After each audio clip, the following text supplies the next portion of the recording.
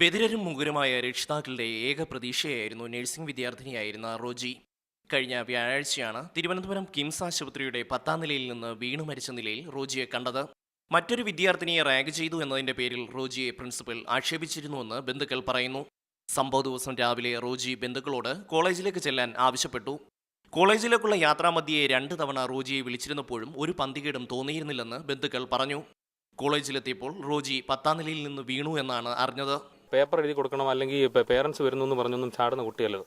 അത്യാവശ്യം തൻ്റെയുള്ള കുട്ടി തന്നെയാണ്. കാരണം അപ്പനും അമ്മയും കേൾക്കാതെയും സംസാരിക്കാൻ നടക്കുന്നത്. അപ്പോൾ അവർക്ക് ജീവിക്കണമെന്നുണ്ടെങ്കിൽ അവർ അവരുടേതായിട്ടുള്ള തൻ്റെയുടെ അവിടെ കാണിച്ചു വരുള്ളൂ. അങ്ങനെ ജീവിക്കുന്ന ഒരു കുട്ടി ഒരു കാരണവശാലും ഒരു പേപ്പർ എഴുതി കൊടുക്കുക അല്ലെങ്കിൽ ഇങ്ങനൊരു കംപ്ലയിൻറ്റ് എഴുതി കൊടുക്കണമെന്ന് പറഞ്ഞതിൻ്റെ പേരിലൊന്നും ആത്മഹത്യ ചെയ്യുന്നതല്ല.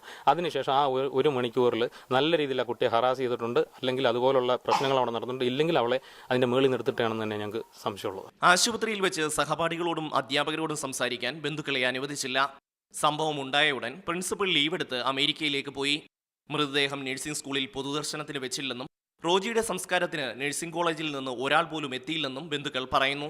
അവിടുന്ന് ഒറ്റയൊരു കുട്ടികളോ മാഡമോ പ്രിൻസിപ്പളോ ഇവരെ പഠിപ്പിച്ച ടീച്ചേഴ്സോ ഒരാൾ പോലും ഈ ശവസംസ്കാരത്തിന് എത്തിയിട്ടില്ല.